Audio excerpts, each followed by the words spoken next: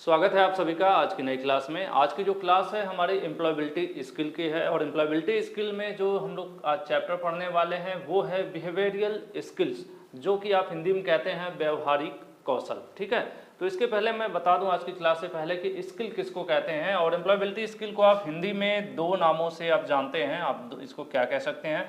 पहला तो आप इसको रोजगार कौशल भी कह सकते हैं या फिर आप इसको रोजगार के आगे जोड़ सकते हैं रोजगार परक कौशल, यानी ऐसे कौशल यानी ऐसे स्किल्स जो कि आपको रोजगार के दौरान या रोजगार पाने में आपकी मदद करता है या फिर रोजगार के दौरान आपको ग्रोथ में, आपको सक्सेस में, आपको प्रमोशन पाने में, ओवरऑल आपके डेवलपमेंट में, ठीक है, आपका साथ देता है। वो स्किल कौन सी होती है? वो एम्प्लॉयबिलिटी स्किल कहलाती है। ठीक है, और स्किल क्या होता है? स्किल बहुत से टाइप्स की होती हैं। हम आप में बहुत से स्किल क्या होता है, जब हम पैदा होते हैं तभी हमारे अंदर आ जाती है। कुछ हम सीखते हैं आपके कॉलेज लाइफ में, कुछ हम अपने वर्क प्लेस पर सीखते हैं जहां हम नौकरी करते हैं। ठीक है, तो आज की जो क्लास है सिंपल आपको एक्सप्लेनेशन वाली क्लास मिलने वाली है, टॉपिक वाइज एक्सप्लेन करके, और इसमें कोई एमसीक्यू सॉल्व नहीं करवाने वाले हैं। तो ये कॉन्सेप्ट क्लियरिंग आप कह सकते हैं, कॉन्सेप्ट से भरी हुई क्लास है आपकी। ठीक है, जिसको आप क्लासरूम लेक्चर कह सकते हैं। चलिए हम इस टॉपिक की बात करने से पहले आपको बता दें कि स्किल क्या है। तो स्किल जब हम जान लेंगे तो उसके बाद जो अलग अलग टाइप के स्किल्स हैं उनको बेहतर तरीके से जान पाएंगे। सबसे पहले अगर हम स्किल जान लेंगे तो अलग अलग टाइप की स्किल्स क्या होती हैं उनको जानने में आसानी होगी। स्किल को आप कह सकते हैं, हिंदी में ऑलरेडी मैंने बता दिया था, कौशल कह सकते हैं। ठीक है, तो स्किल होता क्या है? किसी भी काम को, ठीक है, किसी भी कार्य को करने में अगर आप एक्सपर्ट हैं तो वो आपकी स्किल कहलाती है। जैसे मैं एग्जांपल से जोड़ता हूं तो आपको जल्दी समझ में आएगा। अगर आप एक ड्राइवर हैं, प्रोफेशनल ड्राइवर हैं, तो आपकी स्किल क्या कहलाएगी? ड्राइविंग कहलाएगी। एक ड्राइवर की जो स्किल होती है वो क्या होती है? ड्राइवर तो एक प्रोफेशन है, एक पर्सन है जो बाई प्रोफेशन क्या है? ड्राइवर है, लेकिन उसकी जो स्किल है वो स्किल क्या कहलाएगी? ड्राइविंग स्किल कहलाती है। ठीक है, इसी तरह से एक सिंगर है, अगर एक कोई गाना गाने वाला है पर्सन, तो उसकी जो स्किल होगी वो क्या होगी? सिंगिंग स्किल होगी। ठीक है, स्पेलिंग थोड़ी बहुत हो तो मैनेज कर लीजिएगा। उसके बाद सिंगिंग स्किल के बाद अगर हम और भी बात करें, जैसे एक एक्टर है, एक्टर क्या करते हैं? एक्टर का काम है एक्टिंग करना, तो एक्टिंग क्या कहलाएगा? एक्टिंग कहलाएगा स्किल। इसी तरह से अगर आप खाना बढ़िया बनाते हैं, ठीक है, तो खाना बढ़िया बनाते हैं तो क्या करते हैं? कुकिंग करते हैं ना, तो कुकिंग जो क्या कहलाएगी? कुकिंग आपकी स्किल कहलाएगी। ठीक है, इसी तरह से स्विमिंग भी हो सकता है, स्विमिंग भी क्या हो सकती है? स्किल हो सकती है। अन्य प्रकार की बहुत सी स्किल हैं, जैसे कि आपको पता है आप इंग्लिश बोल लेते हैं, ठीक है, इंग्लिश लैंग्वेज की आपकी जानकारी है, जानकारी के साथ साथ आप उसे बोल भी सकते हैं, तो लैंग्वेज पर आपकी कमांड है, इसमें क्या आपकी कम्युनिकेशन स्किल अच्छी हो सकती है। तो ढेर सारी स्किल्स होती हैं जिनको आप कह सकते हैं सिंपल एक सेंटेंस में, किसी भी कार्य को करने की हमारी जो दक्षता होती है, एफिशिएंसी होती है, या कितने परफेक्शन के साथ या कितने अच्छी तरीके से हम किसी कार्य को कर सकते हैं, वही हमारी स्किल कहलाती है। ये हो गई सिंपल सी अपनी समझने वाली लैंग्वेज में। बाकी आप अगर लिखा हुआ पढ़ेंगे तो आपको अलग अलग डिफिनीशन अलग अलग देखने को मिल सकती है। चलिए हम आज बढ़ेंगे किस पर? Behavioural skill. ठीक है, यहाँ पर आपके सामने लिखा हुआ है बिहेवियरल स्किल। इसकी क्या ज़रूरत पड़ जाती है? एक्चुअल में हमारा जो व्यवहार है, व्यवहारिक मतलब यहाँ पर सिंपल सी बात है, हिंदी में लिखा हुआ व्यवहारिक कौशल, ऐसा कौशल जिसमें हमें ये सीखने को मिलता है, या इस कौशल को सीखने के बाद हमारा जो व्यवहार है, हमारा जो रिलेशन है किसी के साथ, वो कितना अच्छा हो जाता है। तो इससे हमें क्या फ़ायदा होगा? सिंपल सी बात है कि हमें किसी वर्क प्लेस पर, किसी कॉलेज में, पर्सनल लाइफ में अगर हमारा बिहेवियर, हमारा स्वभाव, ठीक है, हमारा बातचीत करने का तरीका, ठीक है, मैं किसी के साथ फ्रेंडली रहता हूँ या हमेशा गलत तरीके से बात करता हूँ, तो ये सारी चीज़ें मायने रखती हैं आपके लाइफ में। और साथ के साथ आप इंडस्ट्री में जॉब करते हो या आप कॉलेज में रहते हो, हर जगह ये मायने रखता है। तो इसीलिए आपके अंदर बिहेवियरल स्किल्स भी जरूरी है अच्छी डेवलपमेंट या ग्रोथ के लिए। ठीक है, तो इसी को हम लोग आगे डिस्कस करेंगे। इसके कुछ हमने शॉर्ट्स नोट्स भी बनाए हैं, लिखा हुआ है, उसको यहाँ पर मैं आपको शो करता हूँ, जिससे आपकी अंडरस्टैंडिंग और बेटर हो पाएगी। जैसा कि आपको पता है कि सिर्फ चीज़ों को पढ़ना भी परफेक्ट नहीं होता, सिर्फ उनको सुनना भी उतना परफेक्ट नहीं होता। अगर आप कोई चीज़ लिखी हुई है उसको आप देख रहे हैं और साथ में कोई आपको पढ़ा रहा है तो उसमें लर्निंग जो है ज़्यादा होती है, ठीक है। तो उसी कॉन्सेप्ट को यहाँ मैं कोशिश किया हूँ। अगर सिंपल सा देखा जाए, अभी यहाँ पर देखिए चैप्टर का नाम लिखा हुआ है व्यवहारिक कौशल, बिहेवियरियल स्किल्स, ठीक है। तो इसमें सबसे पहले स्किल को हमने यहाँ पर एक लाइन भी आपको सेंटेंस भी दे दिया, जो मैंने आपको पहले बताया था वही चीज़ यहाँ पर लिखा हुआ है, कुछ अलग से नहीं है। The ability to do something well, किसी चीज़ को करने की, अच्छे तरीके से करने की एबिलिटी, जो क्षमता होती है वही क्या कहलाती है, स्किल कहलाती है। क्या चीज़? The ability to do something well, किसी कार्य को अच्छे तरीके से करने की जो हमारी एबिलिटी यानी जो हमारी क्षमता होती है, योग्यता होती है, उसी को स्किल कहते हैं, ठीक है। उसी को हिंदी में लिख दिया हमने, किसी कार्य को सही ढंग से करने की योग्यता कौशल कहलाता है। चलिए ये चीज़ तो आपकी क्लियर हो गई। अब हम बात करेंगे बिहेवियरियल स्किल क्या होता है, ठीक है। व्यवहारिक कौशल एक व्यक्ति के, ठीक है, यहाँ पर आप एक नज़र देख लीजिए। व्यवहारिक कौशल एक व्यक्ति के अन्य व्यक्ति के साथ संबंध, व्यक्तित्व, भाषा, कम्युनिकेशन, व्यक्तिगत आदतों से जुड़ा हुआ शब्द है, ठीक है। ये क्या है? एक्चुअल में हम एक पर्सन है, आप एक पर्सन है, मैं आपके साथ किस प्रकार से बातचीत करता हूँ, मैं आपके साथ किस प्रकार की लैंग्वेज का इस्तेमाल करता हूँ, मैं आपके साथ किस प्रकार से व्यवहार कर रहा हूँ, ये सब चीज़ें किसके अंतर्गत आती हैं? ये सब आती हैं बिहेवियरियल स्किल के अंतर्गत। जैसे यहाँ पर देखिए, हम कम्युनिकेशन कर रहे हैं आपके साथ, तो अच्छे तरीके से कर रहे हैं कि नहीं, शब्दों का प्रयोग, भाषा का प्रयोग अच्छा कर रहे हैं कि नहीं। उसके अलावा हमारी जो व्यक्तिगत आदतें हैं, ये सब किसके अंतर्गत आती हैं? बिहेवियरियल स्किल के अंतर्गत आती है ना। बहुत सी चीज़ें हमारे अंदर पैदाइशी होती हैं, कुछ चीज़ें हमारी व्यक्तिगत होती हैं जो हमारे अंदर पहले से ही आती हैं, कुछ चीज़ें हम दूसरों से देखकर सीखते हैं, कुछ चीज़ें हमें इंडस्ट्री में सिखाई जाती हैं। तो इंडस्ट्री में क्या है, बिहेवियरियल स्किल की ट्रेनिंग दी जाती है। जो इंडस्ट्री के ओनर हैं, एम्प्लॉयर हैं, वो क्या करते हैं कि जो वहाँ पर लोग काम करने वाले होते हैं उनके बिहेवियर को अपने अकॉर्डिंग ट्रेंड करते हैं, उनको स्किल्स कुछ सिखाते हैं, जिससे क्या हो कि उनका प्रोडक्शन अच्छा हो सके, उनके जो वर्क प्लेस का इन्वायरमेंट है वो अच्छा हो सके। तो बिहेवियर क्या सिखाते हैं? ये सिखाते हैं अपने सीनियर से रिस्पेक्ट करना, सही लैंग्वेज, फॉर्मल भाषा के, मतलब भाषा लैंग्वेज की बात कर रहे हैं कि अगर आप कंपनी में काम कर रहे हैं तो अच्छी लैंग्वेज का इस्तेमाल करें, ठीक है। ये सब किसके अंतर्गत आता है? बिहेवियरियल स्किल के अंतर्गत आता है, ठीक है। यहाँ पर साफ साफ लिखा भी है, एक व्यक्ति जब दूसरे व्यक्ति के साथ बात करता है तो उस सब जो है किसके अंतर्गत आता है? वो सब आपके बिहेवियरियल स्किल के अंतर्गत आता है, ठीक है। यहाँ पर नीचे भी लिखा हुआ कि behavioural skill are understand the general character of a person while interacting with other, ठीक है। सिंपल सी बात है, एक व्यक्ति जब दूसरे व्यक्ति से इंटरेक्ट कर रहा है, बातचीत कर रहा है, तो उस दौरान उसका कैरेक्टर क्या है, उसके कैरेक्टर, जो उसका कैरेक्टर है वो उसके बिहेवियर को दर्शाता है। कुछ लोग अच्छे होते हैं, ठीक है, तो उनका बिहेवियर भी काफ़ी अच्छा होता है। हम आप जाते हैं कई जगहों पर, कहते हैं यार वो बहुत अच्छे आदमी है, उनका बिहेवियर बहुत अच्छा है।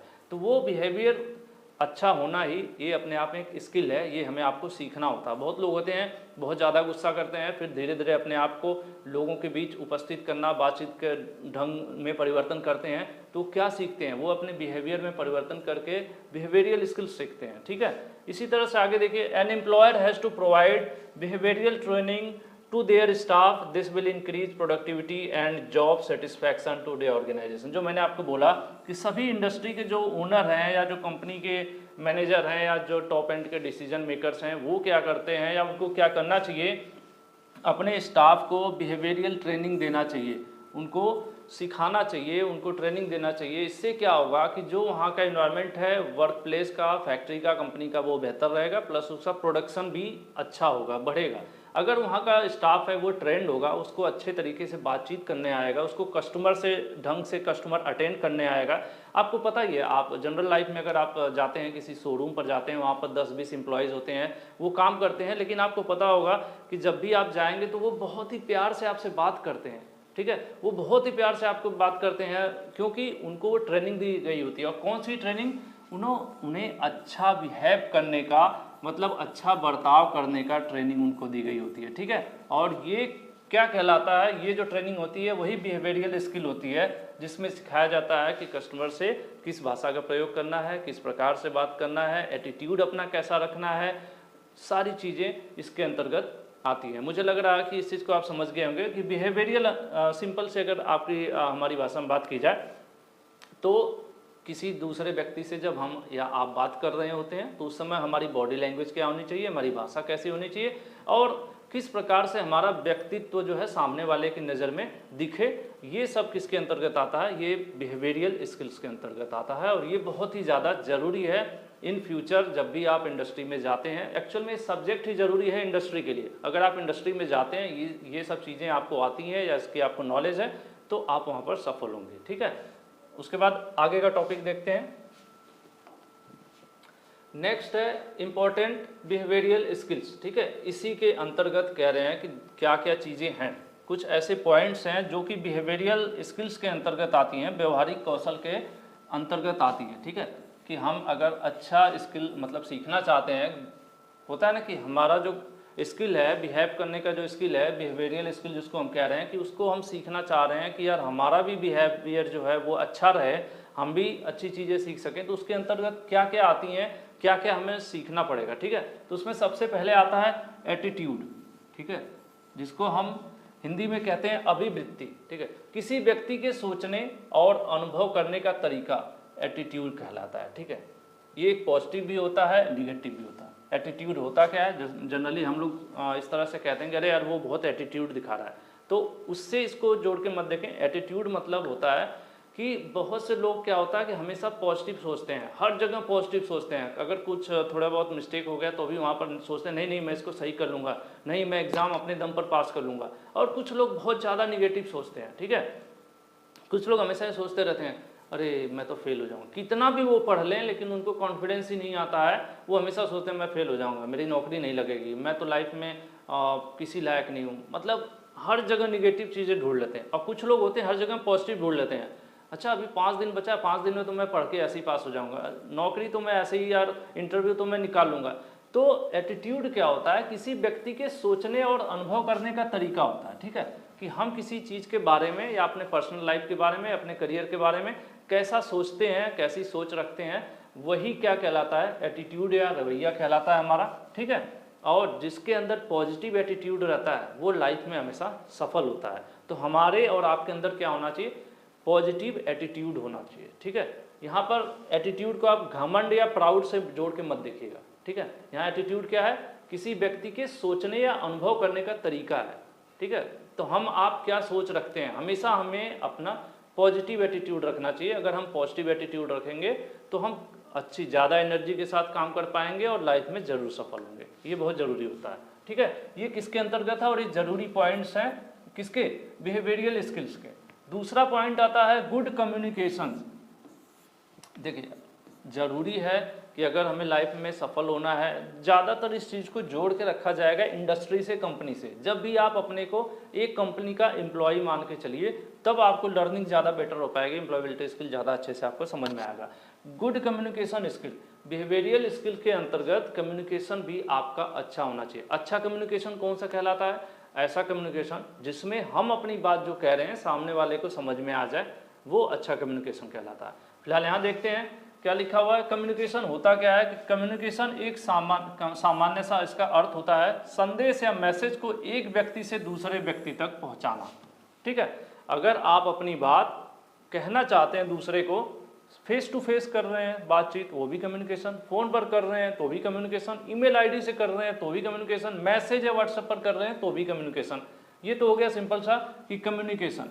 ठीक है, लेकिन गुड कम्युनिकेशन कौन सा होगा, अच्छा कम्युनिकेशन ये होता है कि जो मैं अपनी बात कहना चाहता हूँ सामने वाले को एक बार में ही समझ में आ जाए, वो अच्छा कम्युनिकेशन कहलाएगा। और कुछ लोग होते हैं कि 20 बार अपनी एक ही बात बोलते हैं और सामने वाला परेशान रहता है कि क्या कहना चाह रहे हैं। ठीक है, तो हमारे अगर कम्युनिकेशन स्किल हमारी अच्छी होगी तो हमारे जॉब लाइफ में हमें काफ़ी हेल्प करेगा, हमारे प्रमोशन अच्छा होगा, हमारे बॉस हमसे खुश रहेंगे, हमारे जूनियर हमसे खुश रहेंगे, हमारे सीनियर हमसे खुश रहेंगे। क्यों, क्योंकि मैं जो बातें करूँगा उनको ऑन द स्पॉट क्लियर हो जाएंगी, समझ में आ जाएंगी। ठीक है, तो ये बहुत ज़रूरी होता है। तो देखिए यहाँ पर लिखा हुआ है transferring information from one person to another is known as communication. एक चीज, एक बात या एक इंफॉर्मेशन या एक मैसेज को एक जगह से दूसरे जगह तक भेजना क्या कहलाता है, कम्युनिकेशन कहलाता है। और अच्छा कम्युनिकेशन व्यवहारिक कौशल को अच्छा बनाने में मदद करता है। सिंपल सी बात है कि हमारा बिहेवियरल स्किल अच्छा कैसे होगा, जब हमारी कम्युनिकेशन स्किल भी अच्छी होगी। लोग कैसे कहेंगे उनका बिहेवियर बहुत अच्छा है, अगर मेरी कम्युनिकेशन स्किल, मेरे बातचीत करने का तरीका बहुत अच्छा हो तो सामने वाला अपने आप कहेगा कि यार ये काफ़ी अच्छे इंसान हैं, इनका बिहेवियर बहुत अच्छा है। वो कैसे पता चलेगा? एक तो मेरे एटीट्यूड से, अगर मैं लगातार किसी से बातचीत करता हूँ, मिलता जुलता हूँ उनसे, मैं हमेशा पॉजिटिव बातें करता हूँ, ठीक है, कभी उन्हें डिमोटिवेट नहीं करता हूँ सामने वाले। फॉर एग्जांपल, अगर मैं अपने क्लासरूम में हूँ, मेरे सामने बच्चे बैठे हुए हैं, अब मैं वहाँ पर पढ़ा रहा हूँ और मैं एक टीचर हूँ और मेरा एटीट्यूड पॉजिटिव है, मैं जब भी जाता हूँ बच्चों को मोटिवेट करता हूँ और ये कहता हूँ तुम लाइफ में सफल हो जाओगे, ठीक है, तो ये मेरा पॉजिटिव एटीट्यूड है। इससे क्या दर्शाएगा? कहेंगे, बच्चे कहेंगे टीचर जो सर हैं काफ़ी अच्छे हैं, ठीक है। इसी तरह से अगर मेरा कम्युनिकेशन अच्छा होगा, मैं बातचीत कर पाऊंगा, बच्चों की बात को समझ पाऊंगा, उन तक अपनी बात पहुंचा पाऊंगा, तो कहेंगे कैसे पता चलेगा? ये चीज़ें कम्युनिकेशन अच्छी है तभी तो पता चल पाएगा, ठीक है। तो ये सब आता है हमारा बिहेवियरियल कम्युनिकेशन के अंतर्गत। उसके अलावा और भी पॉइंट्स हैं, हम आगे बढ़ते हैं, आपको बताते हैं।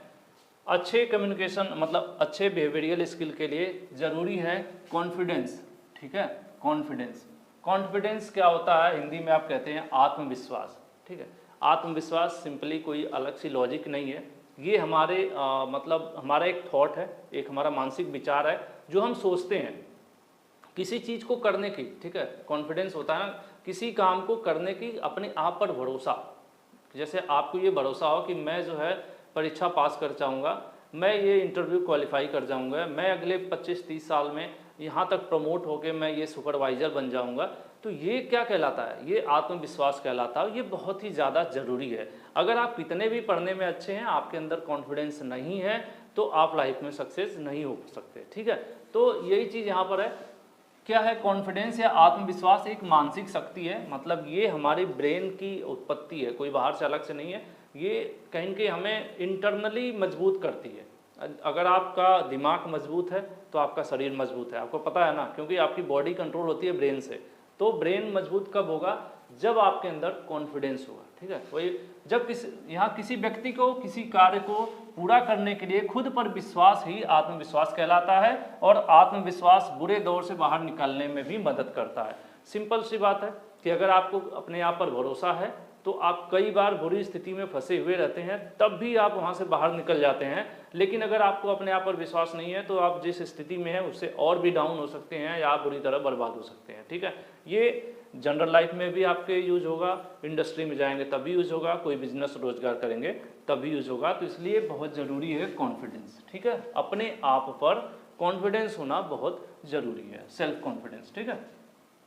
यहाँ पर शायद एक वर्ड मिसिंग है। सेल्फ इम्प्रूवमेंट भी बहुत ज़रूरी है। कभी भी आप अपने आप को ये ना मतलब सोच लें कि नहीं मैं तो परफेक्ट हूँ, मुझे अब सीखने की या अपने आप में सुधार करने की ज़रूरत नहीं है, तब आप क्या है फेल हो जाएंगे। अगर आपको अपने आप को ग्रोथ में रखना है तो लगातार सेल्फ इम्प्रूवमेंट की ज़रूरत आपको है।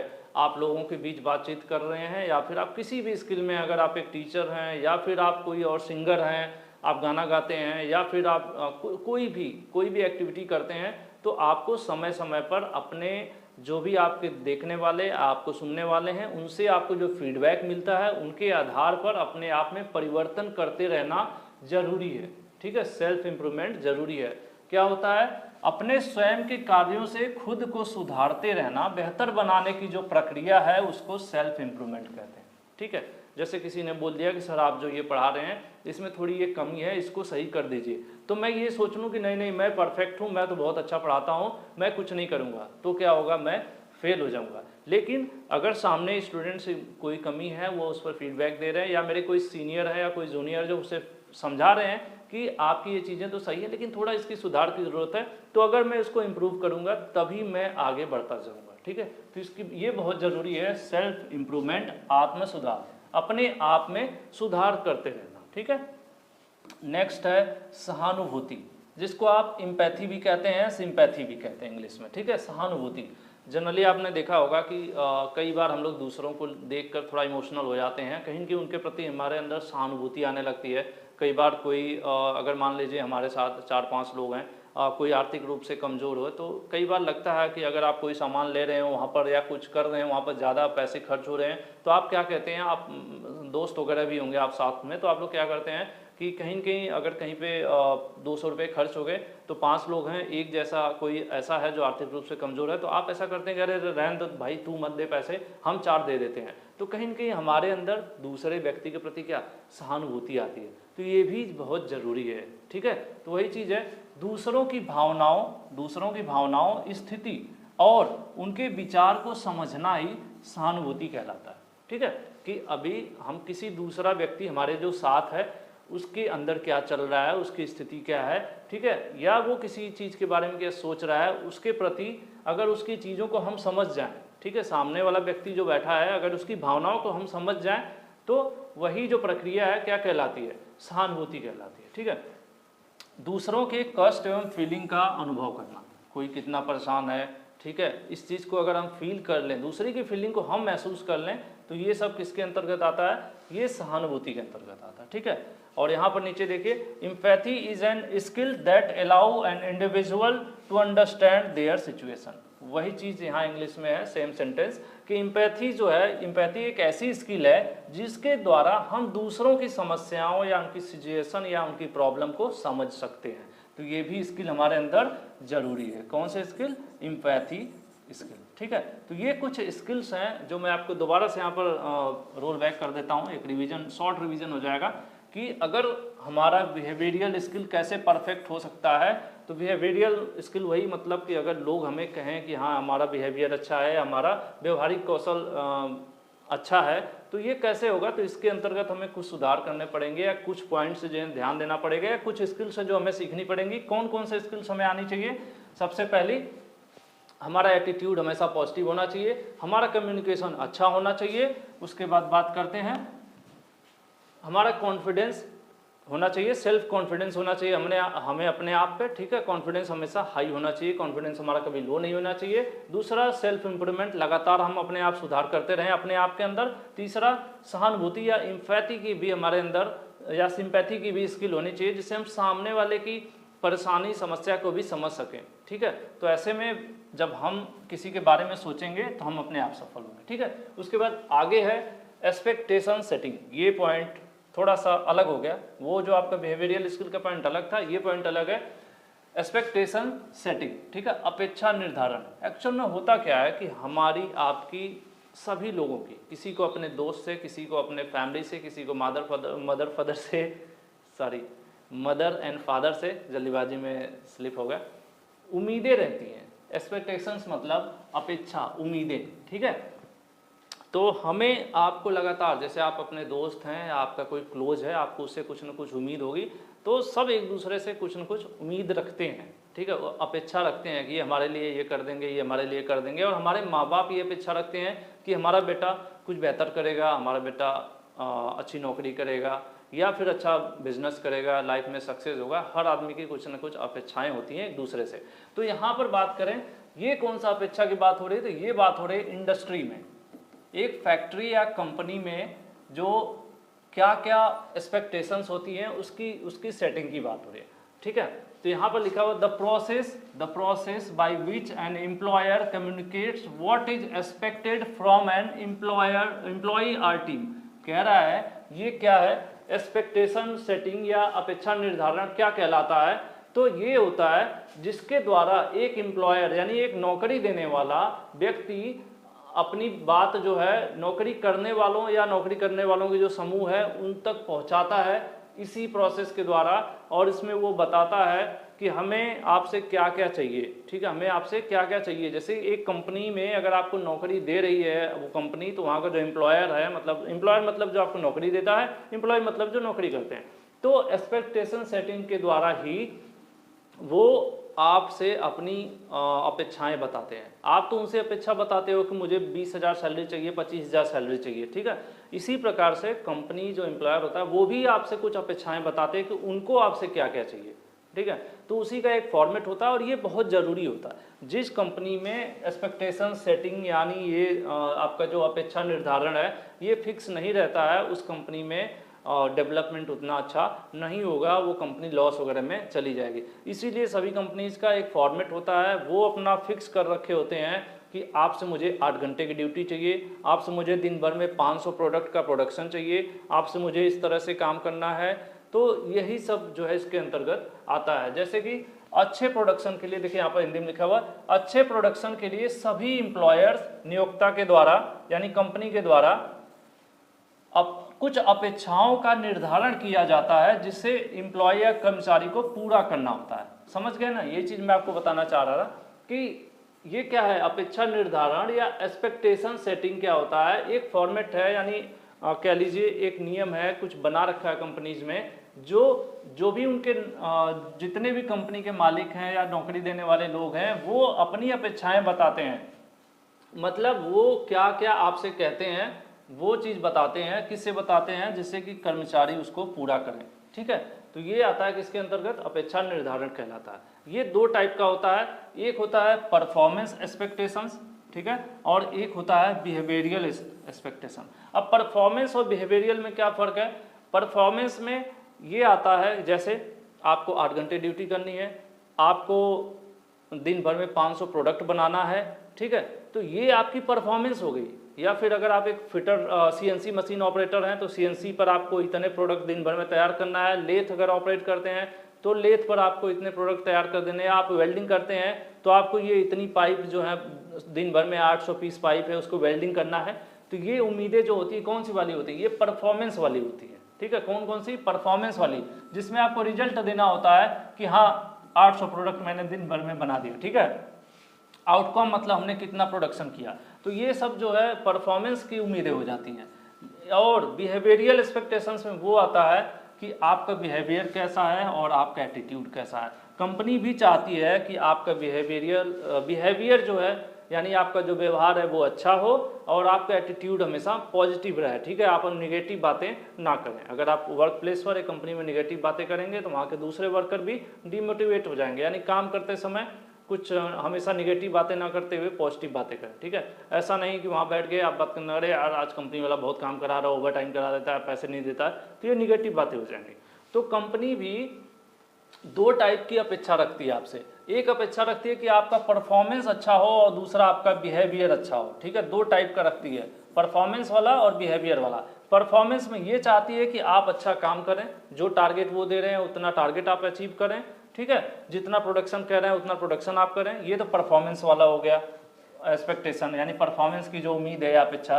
इसी तरह से बिहेवियर की भी होती है, वो चाहते हैं कि आपका बिहेवियर अच्छा हो, आपका एटीट्यूड पॉजिटिव हो। ये सब किसके अंतर्गत आता है? बिहेवियरल एक्सपेक्टेशन के अंतर्गत आता है। ठीक है, अब नीचे देख लीजिए, किसी भी वर्क प्लेस पर एक्सपेक्टेशन सेटिंग, ठीक है, नहीं होने पर निगेटिव प्रभाव पड़ता है।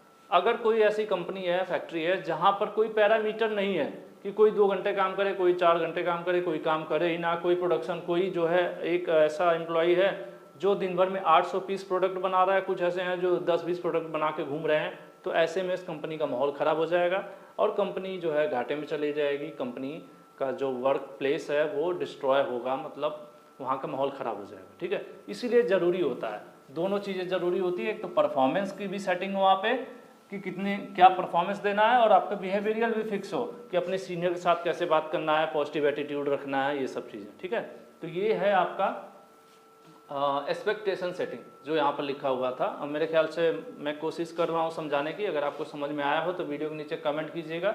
ये एक सैम्पल वीडियो है, और भी वीडियोज़ आगे की मैं अपलोड करूँगा। अगर आप लोग मतलब इंटरेस्टेड हैं या आपको समझ में आ रहा हो, फीडबैक ज़रूर दीजिएगा। अगर कुछ इम्प्रूवमेंट की ज़रूरत हो तो उसको भी आप बताइएगा, क्योंकि बहुत सी चीज़ें ऐसी होती हैं कि कोई भी परफेक्ट नहीं होता है। मैं इस चीज़ को मानता हूँ और अपने आप पे भी इस चीज़ को मैं लागू भी करता हूँ।